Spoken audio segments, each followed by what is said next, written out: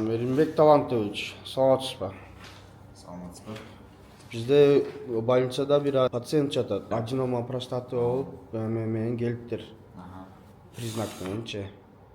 Азыр кирип сүйлөшүп көрсөк, кыйналып атам дейт. Сийгенде сидик табарсыктан чыкпай калып, тарактын бузулуп атат дейт. Буну кандай жардам берсек болот? Могу жерден эле түшүндүрөйүнчү кайра. Ар бир эркек кишиде простата деген орган болот.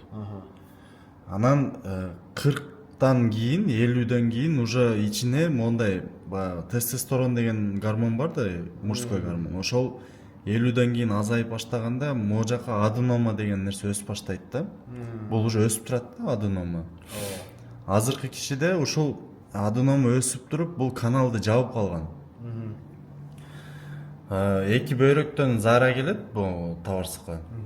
Табарсык толот, зара кылганда бул эки зараны тосуп калат да бул. Тосуп калып, зара полностью зара кыла албай, бөйрөк табарсыктын ичинде зара калып кала берет. Ошо зара калып жүрө берип, бул кишиде азыр ичинде таштар пайда болуп калган. Ташты 3 жолу операция кылып алдырган.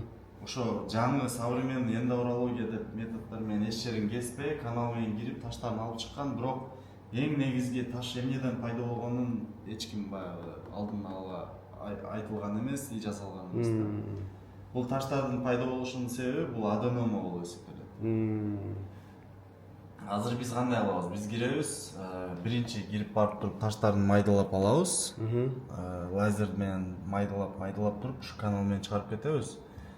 И плюс могу аденоманы милеп кылабыз. Жана түшүндүрүп бергендей эле кайра эле мондай кожуразы менен, лазер менен алып, бияка түшүрүп, кайра муну майдалап алып чыгып кетебиз. Ошондо кийин таш пайда болбой калат. Себеби бул зара кылганда уже ташы да жок, и плюс аденома да жок.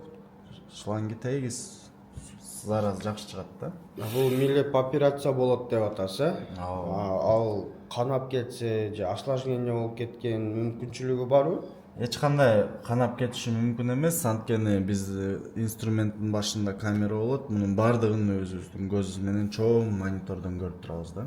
Бул под контролем жазылат да ар бир нерсе, мындай эч нерсе көрбөй бир нерсени тыгып албайбыз же көрбөй кесип албайбыз. Бул ошондо эч жери кесилбейт. Жок, эч жери кесилбейт. Адамдын эч жери кесилбейт, Эч жери тешилбейт, эч жери кесилбейт. Табигый жолдор менен кирип, анатомия барбы адамда, вот табият берген, жаратылыш берген органдардын баардыгы калат да. Канабайт. Жок, канабайт, эч кандай кан болбойт. Канча күн лечение кылат анан? Бир күн десем, ишенесиңер, бир күн. Бир күндө болушу мүмкүн. Бүгүн операциядайбыз, эртең үйүнө чыгабыз. Уже үйүнө барып кете берет. Үйдө кандай бир негизи үйдө режим сакташ керек. Кандай сакташ керек? Бул жер уже мындай бош да, пустой да, бул аденома алынган да. Баягы отурганда адам көп отурбаш керек. Анткени бул жерде баягы бүтүш керек да, слизистый болуп мындай покрывать этиш керек. Ошол бүткүнчө 1 айга чейин көп отурушты сунуштабайбыз. Столдо отуруш. Растяжка болбош керек экен, Так жүрө берип басып жүрөбүз.